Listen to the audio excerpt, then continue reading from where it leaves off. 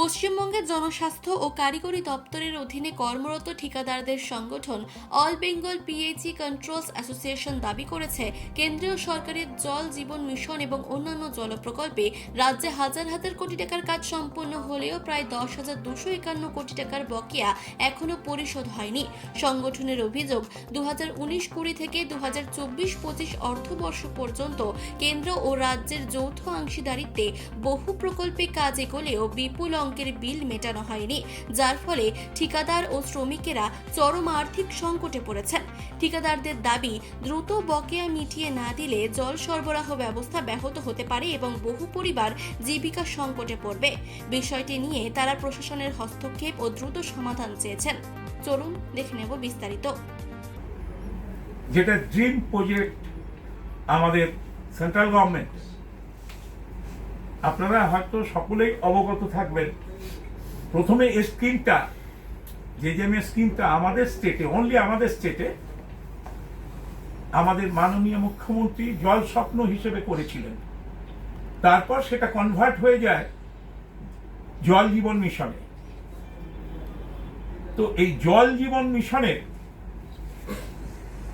আমাদের দুটো পার্ট আছে।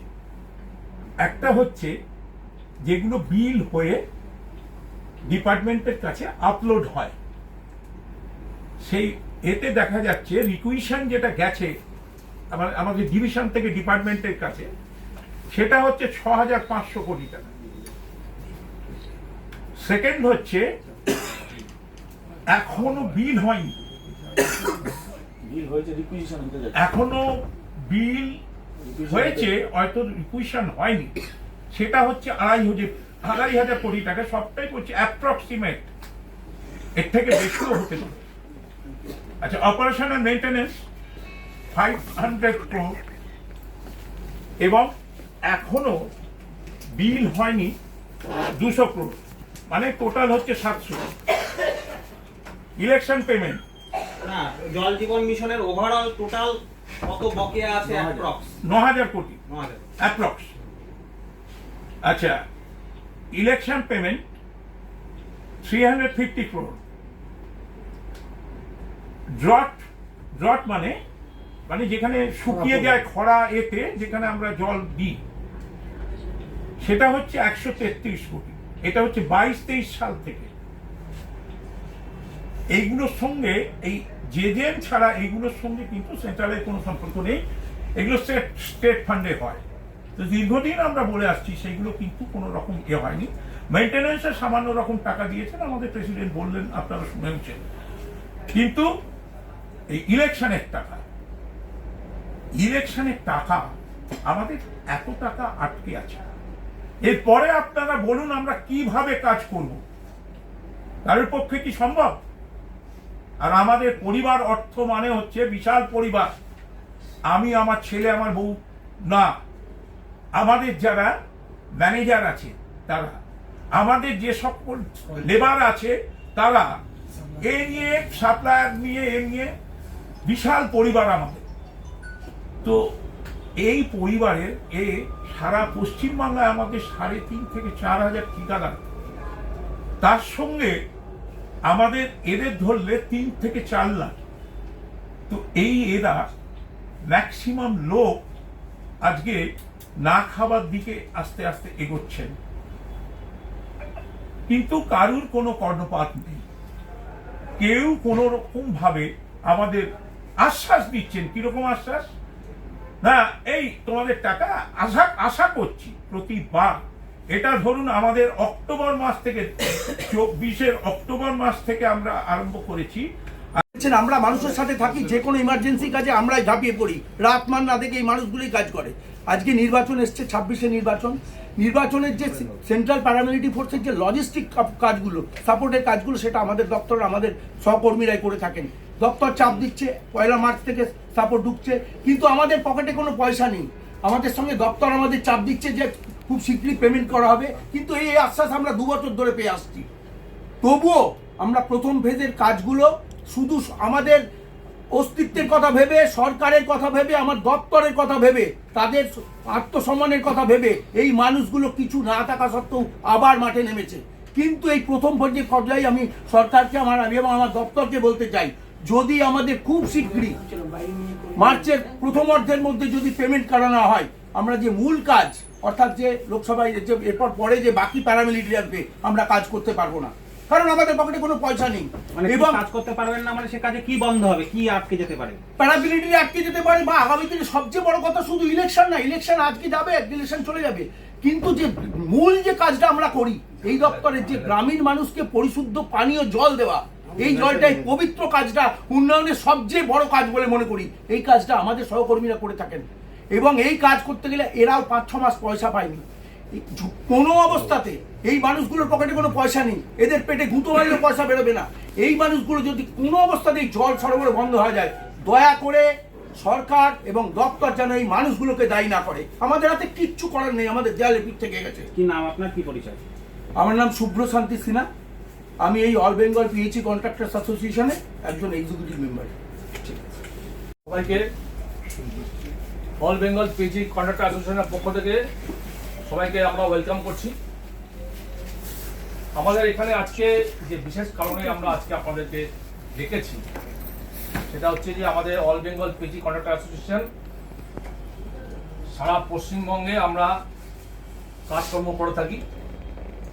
বিশেষ করে যেটা আমরা লাস্ট 3-4 বছর ধরে করছি তাতে জল জীবন মিশন, যে আপনারা সকলে জানেন, সেই জেজেএম এর কাজ নিয়ে আজকে আমরা আপনাদের কাছে এসেছি। আমাদের মাঝে উপস্থিত আছেন সমস্ত ডিস্ট্রিক্টের রাজ্য কমিটির সমস্ত মেম্বাররা, সমস্ত ডিস্ট্রিক্ট থেকে যারা এসছে। আমার পাশে আমাদের অ্যাসোসিয়েশনের প্রেসিডেন্ট সাহেব আছেন, পাশে হচ্ছে উনি হচ্ছে আমাদের জেনারেল সেক্রেটারি, ওনারা আপনাদের ব্রিফিং করবে। আমি শিলিগুড়ি থেকে এসেছি, আমার নাম অনুপ বসু, আমি এই পিজি কন্ট্রাক্টর অ্যাসোসিয়েশনের একজন সদস্য। তো আপনারা আশা করব আপনারা আমাদেরকে এই বিষয়টাকে তুলে ধরবেন, কারণ আমাদের অবস্থা সঙ্গীন হয়ে গেছে। আজকে আপনাদের দরবারে আমরা এসেছি কারণ আমরা কাজে নামছি। আমরা বলছি আজকে আপনি টাকা দিন, আমরা 1 ঘন্টার মধ্যে কাজে নামবো। তথাপিও ওনার টাকার কোনো প্রতিশ্রুতি দিতে পারছেন না। বলছেন আমাদের ঊর্ধ্বতন অফিসাররা বলছেন ইলেকশনের টাকা আপনারা 7 তারিখ থেকে 10ই মার্চের মধ্যে আশা করছি পাবেন, মার্চের মধ্যে আপনারা পাবেন, কিন্তু কোনো অ্যাসিওর নেই।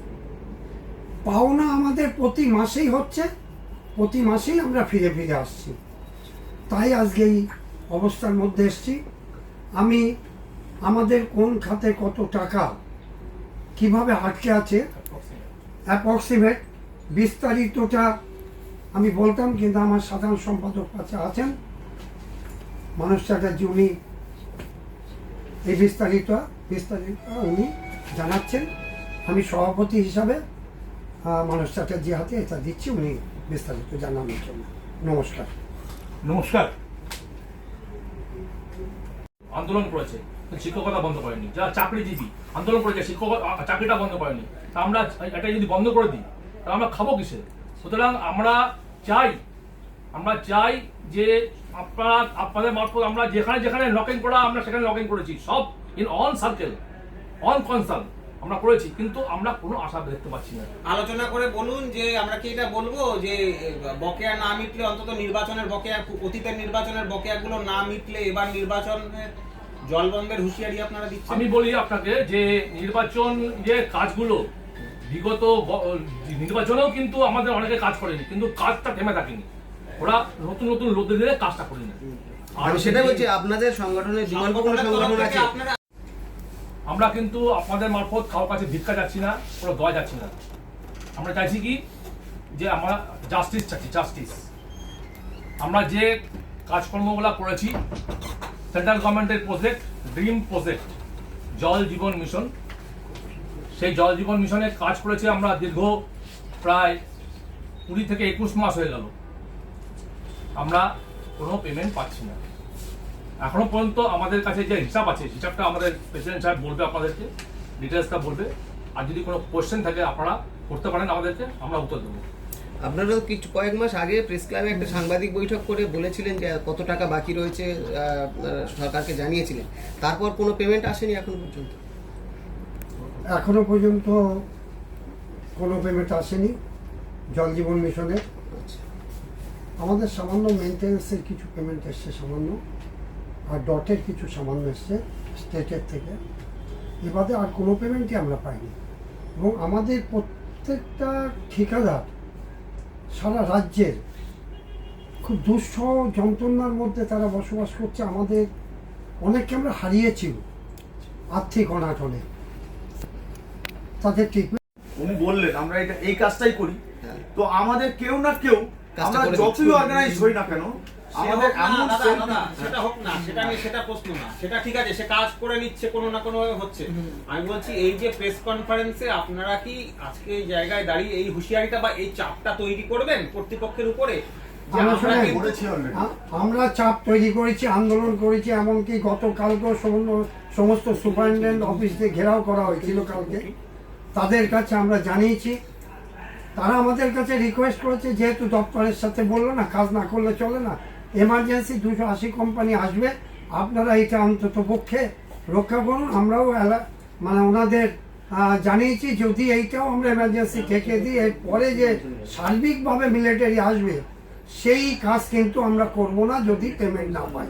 স্যার সেটা কি ওনারা লিখিত দিয়েছে আপনাদেরকে যে এই কাজটা বকেয়া লিখিত? আনুমানিক বলবেন হ্যাঁ, বকেয়া কত টাকা আছে? টোটাল প্রায় 11,000 কোটি, 10,251 কোটি টাকা। 10,251 কোটি টাকা আনুমানিক এটা। আনুমানিক। আমার প্রশ্ন আছে, আপনাদের যে কাজটা খুবই তো এমার্জেন্সি ব্যাপার, হ্যাঁ। খুবই গুরুত্বপূর্ণ। হ্যাঁ। এই কাজটা ছাড়া চলবে না। কাজ যদি এই প্রশ্নটা করো। অক্সিজেন দিতে পারেন, তাহলে আপনাদের কাজটাকে জিয়ে রেখে কিভাবে আন্দোলন এগাবে? মানে এটা খুব এমার্জেন্সি কাজ। 10,000 কিভাবে এগাবেন আপনারা?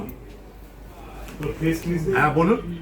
এই কাজটা তো খুবই এই পেশার সাথে জড়িয়ে আছে, তারা আজকে অলমোস্ট নিরন্ন। এই মানুষগুলো আমরা পেমেন্ট না পেলে তারা পয়সা পাচ্ছে না, আমাদের সাপ্লায়াররা। এই যে এইরকম একটা অচল অবস্থা এই দপ্তরে আছে। আমরা বিভিন্নভাবে দুই সরকারকে গত 2 বছর ধরে বিভিন্ন রকমভাবে জানিয়েছি, চিঠি চাপাটি ডেপুটেশন সমস্ত রকমভাবে মাননীয় মুখ্যমন্ত্রী থেকে আমাদের কেন্দ্রের মন্ত্রী থেকে প্রিন্সিপাল সেক্রেটারি থেকে আমাদের দপ্তরের আধিকারিকদের কাছে বারংবার, কিন্তু আমাদের শুধু আশ্বাসই দেওয়া হয়েছে। এই মানুষগুলো আজকে নিরন্ন অবস্থায়, আমাদের দেয়ালে পিঠ থেকে গেছে। এইরকম অবস্থায় নির্বাচনের চাপ কিরকম আছে? নির্বাচনের চাপ দিচ্ছেন। এটা আমি সফট কপি দিয়ে দিতে পারবো, এটা সই করা নাই কিন্তু সফট কপি দিতে পারবো। জনস্বাস্থ্য কারিগরি দপ্তরের অধীনে জীবন জীবিকা চালান কত মানুষ টোটাল? এই বাংলার কয়েক লক্ষ মানুষ প্রত্যক্ষ এবং প্রত্যক্ষভাবে আমরা চালাই, না। কিন্তু আমাদের মানুষ, আমাদের সঙ্গে যে মানুষগুলো জড়িয়ে আছে জীবন জীবিকা অর্থাৎ Yes, প্রত্যক্ষ yes, পরোক্ষ yes, কত বলবো? 10 থেকে 12 লক্ষ। Yes, হ্যাঁ, একদম 10 থেকে 12 লক্ষ। মিনিমাম। আপনি জানেন না যে আমাদের মানে গ্রাম বাংলায় এবং মফস্বল শহরে যে অর্থনৈতিক ডেভেলপমেন্ট হচ্ছে যদি না হয়। যদি না হয়, আমরা এই যে কালকে আমাদের সরকারের উপর আপনারা শুনলেন, আমাদের বক্তারা বললেন বিভিন্ন রকম প্রেসার তৈরি করা হচ্ছে। আমরা মানুষের সঙ্গে থাকি, শুধু পেটের রুজি না, শুধু নিজেদের রোজগার না, মানুষের সাথে থাকি বলেই আজ অব্দি মানুষের কাজ করে যাচ্ছি। আগামীকাল কি হবে আমরা জানি না। যদি হয়, আমাদের তো আপনারা জানেন প্রায় 1 বছর ধরে জেজিএম বন্ধ, মানুষের হাতে টাকা নেই।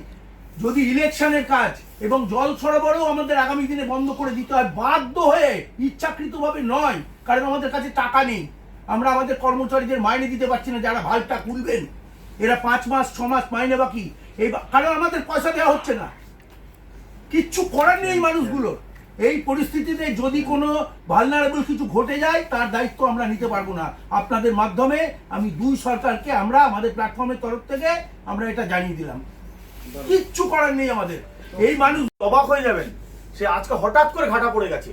প্রত্যেকটা স্টাফ বলুন, লেবার সর্দার বলুন, লেবার বলুন, তাদের অর্থনৈতিক উন্নয়ন ঘটছিল। এবং আমি মনে করি আমার যতটুকু জ্ঞান বুদ্ধি, তাতে পশ্চিমবাংলার জিডিপি বাড়ছিল। হঠাৎ করে আজকে সেটা ধস নেমে গেছে। আজকে আমাদের এই কাজ করার জন্য রাস্তায় বেরিয়ে দেখবেন রাজ্য বাইক সরকার কিভাবে তথা পড়ে আছে, সেন্ট্রাল কাজ গভর্নমেন্ট হচ্ছে না। জিএসটি পেমেন্ট পাচ্ছিল, প্রচুর জিএসটি রাস্তায়- পাচ্ছিল। রাস্তায় ঠিকাদারদের বেরিয়ে উন্নয়নে যে দেখবেন মার্কেট বাইক প্রাইস, পড়ে আছে। মার্কেটে অর্থনৈতিক কাজ হচ্ছে না, সেটা বন্ধ হয়ে গেছে। কানেকশন হচ্ছে না। আজকে এগুলো তো অবশ্যই একটা বলার অপেক্ষা। কলকাতা থেকে মানসী বসুর রিপোর্ট, চেতনা বার্তা, জেগে থাকে, জাগিয়ে রাখে।